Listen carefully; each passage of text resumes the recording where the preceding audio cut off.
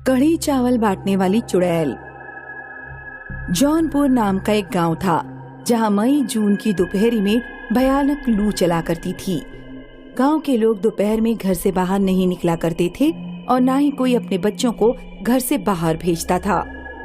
दोपहर को घर से बाहर ना जाने का कारण केवल लू नहीं था। गांव के बीच में एक छोटा सा जंगल था। उस जंगल में दोपहर के समय एक चुड़ैल भगोना लेकर खड़ी होती थी और जंगल से कोई गुजरता तो चुड़ैल उसे कढ़ी चावल खाने को देती। जो भी चुड़ैल के कढ़ी चावल खा लेता उसे भयानक भूख लगती। चुड़ैल उस पर हावी हो जाती और फिर वो अपनी मनमाने काम कराती। गांव में सुमन नाम की एक लड़की अपनी भाभी और भैया के साथ रहती थी। सुमन को जब भी घर के कामों से फुर्सत मिलती तो वो अपने पड़ोस में रहने वाली मीना के घर पहुंच जाती और बातें करने लगती। आज जब दोपहर में 2 बजे सुमन घर लौटी तो उसकी भाभी उसे डांटने लगी। सुमन, तुमसे कितनी बार मना किया है कि दिन दोपहरी घर से बाहर मत जाया करो। तुम्हें पता नहीं क्या, यादव जी की लड़की को चुड़ैल ने कढ़ी चावल खिला दिए थे। तब से उसके घर में रोजाना कुछ न कुछ अजीब हो रहा है। कभी कोई जानवर मरा मिलता है तो कभी कोई पक्षी। रात में अजीब आवाजें सुनाई देती हैं। अब उनकी लड़की इंसान का खून पीने की मांग कर रही है, इसलिए धोखे से भी दोपहर में घर के बाहर ना जाया करो। भाभी, मैं इतनी पागल थोड़ी हूँ कि चुड़ैल मुझे अपनी कढ़ी चावल खिलाएगी और मैं खा लूंगी। मेरे अंदर भी तो बुद्धि है या नहीं। चुड़ैल के कढ़ी चावलों में से एक अजीब सी खुशबू आती है। खुशबू को सूंघकर इंसान को तेजी से भूख लगती है और वो कुछ भी खाने के लिए पागल हो जाता है, यहाँ तक कि इंसान का मांस भी। इसलिए कह रही हूँ, दोपहर में घर से बाहर मत जाना। सुमन बड़ी हो रही थी और उसे बिल्कुल पसंद नहीं था कि उसकी भाभी कहीं आने जाने के लिए उसे रोके या टोके। सुमन की सहेली मीना की शादी तय हो चुकी थी। मीना को हल्दी लगने वाले दिन सुमन सुबह ही घर से चली गई। दोपहर में जब वो अपने घर लौट रही थी तो उसे गांव में कहीं दूर से आइसक्रीम वाले की आवाज सुनाई दी। बड़ी तेज भूख लग रही है। सुमन के पास 5 रुपए थे। वो आवाज का पीछा करते करते गांव के बीच में जंगल के पास पहुंच गई। भयानक लू चल रही थी और दोपहर में दूर दूर तक कोई नहीं था। यह आइसक्रीम वाला कहाँ चला गया? तभी सुमन की नाक में किसी स्वादिष्ट पकवान की महक आई। सुमन उस महक के साथ खींचती चली गई।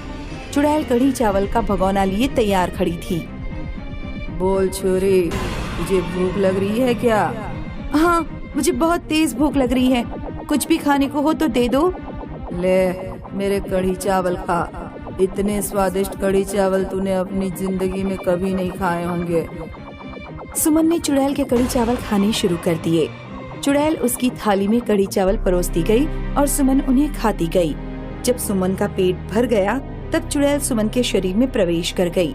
सुमन घर पहुंची तो उसकी भाभी उसका इंतजार कर रही थी। मीना के घर से अब आने का समय मिला है तुझे सुमन। तुम अपना मुंह बंद रखो। इतनी कड़क आवाज सुनकर सुमन की भाभी को बहुत अजीब लगा। शाम को जब सुमन के भैया घर वापस लौटे तो भाभी ने उन्हें सारी बात नहीं बताई। अब वो बड़ी हो गई है तो उसे घर के बाहर जाने पर हमेशा टोका मत करो। बड़ी हो गई है तो क्या हुआ? माँ की तरह पाला है मैंने उसे। मैं उसके भले के लिए ही तो कहती हूँ। मैं समझता हूँ तुम उसके भले के लिए कहती हो, लेकिन बड़े बच्चों को आजादी चाहिए होती है। रात में भाभी और भैया की अचानक नींद खुल गई। उनकी छत से अजीब आवाजें आ रही थी, जैसे उनकी छत पर कोई कुछ ठोक रहा हो। भैया और भाभी ने सुमन की चारपाई की तरफ देखा। सुमन अपनी चारपाई पर नहीं थी। निर्मला, जरा छत पर तो जाना। क्या सुमन छत पर कुछ ठोक रही है? भाभी छत पर पहुंची तो भाभी का मुंह सूख गया। पूरी छत पर मरे हुए चमगादड़ और उनका खून फैला हुआ था। सुमन चमगादड़ खाने में लगी हुई थी। छी छी सुमन, ये क्या कर रही हो? इतने चमगादड़ तुम कहाँ से ले आई सुमन? बहुत भूख लग रही है, तुझे भी खाऊंगी। सुमन ने भाभी का गला पकड़ लिया। भाभी ने तेजी से सुमन का हाथ झटका और सीधे नीचे भागी। छत पर चलकर जरा देखना तो, सुमन को क्या हो गया है? सुमन के भाई ऊपर पहुँचे और जबरदस्ती सुमन को खींचकर नीचे लेकर आए। मुझे छोड़ दो, मुझे बहुत भूख लग रही है। लगता है इसने चुड़ैल की कढ़ी चावल खा लिए हैं, तभी इसे इतनी ज्यादा भूख लग रही है। हमें इसको बांधना होगा, वरना इसके हाथ पैर नहीं रुकेंगे। इससे पहले कि सुमन के भाई उसे बांध पाते, सुमन ने अपने भाई को जोर से धक्का दे दिया। भाई का सिर नल से जा लगा और वे बेहोश हो गए।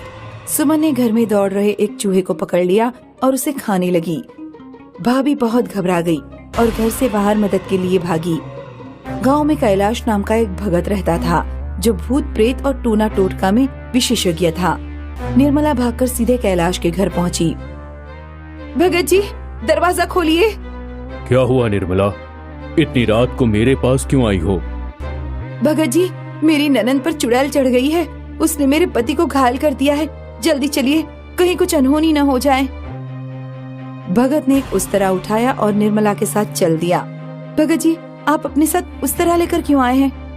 क्योंकि चुड़ैल की शक्ति उसके बालों में होती है।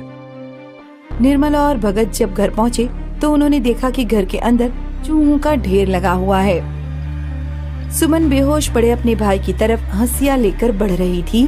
तभी भगत ने पीछे से सुमन के बाल पकड़ लिए। बाल पकड़ते ही चुड़ैल भगत के कब्जे में आ गई। भगत ने उस तरह से सुमन के सारे बाल उतार दिए और उसे गंजा कर दिया। जब सुमन सामान्य हो गई, निर्मला पानी के छींटे मारकर अपने पति को होश में ले आई। क्या हुआ भाभी भैया, मेरे बाल क्यों काट दिए और ये भगत जी घर पर क्यों आए हैं? तुमने चुड़ैल के कढ़ी चावल खा लिए थे इसलिए ये सब हुआ है। मैं ऐसे बिना बालों के नहीं रह सकती। अब बाल जब तक बड़े ना हो तब तक इंतजार करना पड़ेगा और वहाँ जाकर कढ़ी चावल खाओ। मैं तो मना कर करके थक गई। दोपहर में घर से बाहर कभी न जाना, अब भुगतो। उस दिन के बाद सुमन ने कान पकड़ लिए कि वो दोपहर में किसी भी कारण घर से बाहर नहीं जाएगी।